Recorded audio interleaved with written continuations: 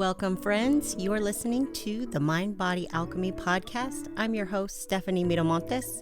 This is where intuition meets education in the realms of spirituality, fitness, mindset, and more, all to create lasting change. Welcome back to the podcast, and thanks so much for being here. We've talked about being impatient before. We've talked a little bit about self-sabotage before, but I really want to bring both of these topics together because they really are related. And I want to offer that the reason some of these big life changes take so long is because they are supposed to, because there is pain on the other side of progress. Now, we all want our results yesterday, and the reason we want it fast is because we want to feel that the body issues are the source of our pain. Outside of, say, physical pain and marginalization by society, which is very real, your body issues are not the source of your pain. The source of your pain is your thoughts about your body and what you make it mean about you. That the condition of your body prevents you from happiness, love, being noticed, being hired, putting yourself out there. You believe that if you had the perfect body, you would take more chances, you wouldn't fear rejection, and maybe you would be appreciated more. But the reality is much different. After you get over that initial excitement of seeing the scale go down, clothes get looser, maybe noticing some physical changes, and of course, people commenting about your body, you don't have the same rewarding thoughts at the same frequency. The reality is your weight loss is boring. It doesn't make you a better person, doesn't make you smarter. It doesn't even make you more attractive. You might attract different people than before, but who cares? Losing weight brings discomfort with it. One of the reasons that we sabotage our success is attention. If we are used to using our weight as a way to stay invisible, then losing weight becomes very uncomfortable. You want it for you, but you don't want anyone else to talk about it. You don't want anyone else to notice. You don't really want people to start talking to you or start complimenting you. Well, you do, but when it starts happening, your brain has this little meltdown about it and creates feelings of discomfort and self-judgment. If someone says something like, well, you look great, the part of you that lived in a larger body feels slighted. Like, what, I didn't look good before? Like I wasn't worthy of your attention before I lost the weight? I'll admit, society is shitty, and the celebration of weight loss like it's the most important thing you can achieve in life is bullshit. But that doesn't mean you should sabotage yourself because of their mental programming. It doesn't matter to me one way or another if you decide to lose weight. That is all on you. I am a believer in body autonomy. I just really want you to like your reasons. And if you like your reasons, then all of these other external things that make you uncomfortable cannot be the reason you throw your reasons out the window.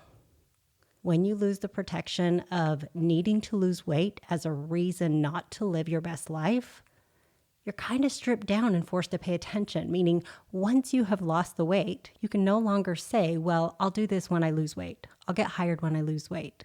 You use it as a way to shrink back and stay small.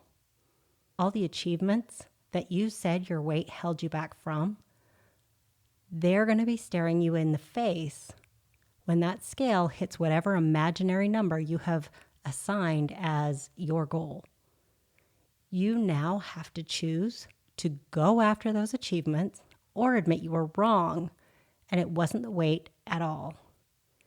But what really happens most often is neither of those things. We skip the part where we look at excuses and we just start eating again. At first, it's no big deal. Pants still fit. And after a while, it just can't be denied. You're back to where you started, and you're holding on to the same explanation for why you can't do what you want to do. You just can't lose weight, and so you can't be confident. No one will date you. No one will hire you. You are not good enough. All that happens is you prove to yourself what you initially had chosen to believe in the first place. It is a self-fulfilling prophecy. If you have a fear of being noticed, particularly by men, and you feel that your weight loss makes you more vulnerable to being a victim, then you will subconsciously prevent yourself from achieving or sustaining success to keep yourself safe from predators. And while I get the reason why this seems logical due to societal messaging, and honestly, my heart really hurts for this particular fear, the truth is that predators don't just prey on thin women. They prey on everyone, and we are all at risk every day. Before weight comes off, we all have this fantasy that our bodies will finally be good and maybe even perfect. Even if you logically know that loose skin is a high probability, for example, part of you still hopes that you're going to be the unicorn that just tightens back up. You're not going to be the one who has cellulite, that you'll feel awesome in a bikini and shorts and sundresses, and that you'll never want to hide your arms again.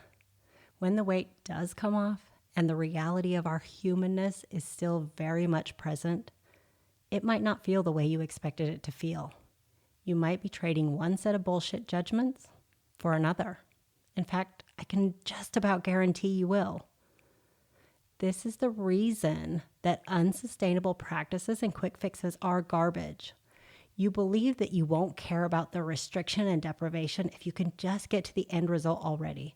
But the end result isn't a solution to all of life's problems, and the old habits come barreling back in like a freight train as a way to protect you and to protect the story that you've always told. So we sit around wishing that we were done already. We feel bad about ourselves, and we're tapping our foot in impatience. But it's important to understand that if the version of you at the start of your journey woke up in that dream body that you're imagining, but you still had the brain you have today, you wouldn't be able to handle it. You would still feel insecure about your worth. You'd still worry about who is judging you. You'd still fear visibility. You'd have imposter syndrome, and you'd always be waiting for the other shoe to drop and the weight to just come piling back on. This journey is so slow for a reason, and that is that you need to be doing the mental work of making yourself feel safe, seen, and worthy all the way through. Part of you will always wish it was a faster process. Part of you will always worry that you'll never get there while you're doing the work. That's just your human nature chasing certainty and reassurance. But you don't need to rush the process to feel reassured. You get to practice reassurance as you go, every step of the way. The version of you who loses 10 pounds has to adjust to being the person who has lost 10 pounds. And if you are someone who loses 50 pounds, then you are going to have to make some adjustments to being the person who is 50 pounds lighter. If you think the same way as you did 50 pounds ago, you will always feel deprived. You will never think it's enough food. You will always look to self-soothe your emotions by eating. Your brain has to change in the process, and that is where your real work is. The version of you who finally reaches the goal still feels bad a lot of the time. The context is different, but the feeling is not. And as tempting as it is for you to argue with me that life will be so much better, don't. Some things will probably be better, and some things honestly won't. Life offers us a bouquet of pain and pleasure and everything in between.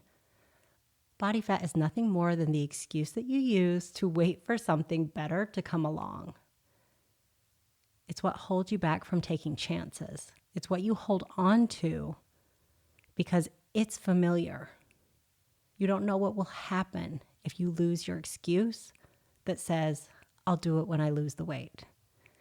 This journey isn't about making weight loss hard, so don't make it mean that it's hard. It's not. It's repetitive. It's time consuming. It requires patience, but it's not that hard. It's about doing the mental work to stop letting weight be the excuse to tear yourself down, hold yourself back, and not live the life that you deserve. You are worthy now. The journey is to teach you how to love yourself in the body you have today, tomorrow, and forever. You actually don't have to lose a pound to do that. And it's one of the main reasons clients resist any kind of self-acceptance at all. They're terrified of feeling good enough that weight loss just won't matter anymore. How backward is that? Being terrified that you will get so happy in the body you have that you won't want to lose any weight. To that, I say, so what? Isn't that the goal? Aren't we really just trying to feel good? And also, that's not how it works. When you love yourself and you respect your body, it's a whole hell of a lot harder to abuse it, overfeed it, starve it, leave it exhausted, or leave it needing maintenance and care. When you reach the goal, it'll be the cherry on top maybe, but the journey is the whole ice cream sundae, and I've got more on that next week. All right, that's all I have for you today. Thanks so much for listening. If you love this episode, do the cool thing and support the show by leaving a rating and review. It helps so much more than you know. Screenshot the episode and share it on social media. Let me know what your takeaways are. Let me know what keeps you in the cycle of self-sabotage, and give me an action step on how you are going to start changing that today. I want you to tag me. Of course, all of my information is in the show notes as always. If you have any questions on this episode, ideas for future episodes, you want to share your thoughts, or you want to learn about how we can work together one-on-one, just drop into my inbox. It's always open for you. All right, bye.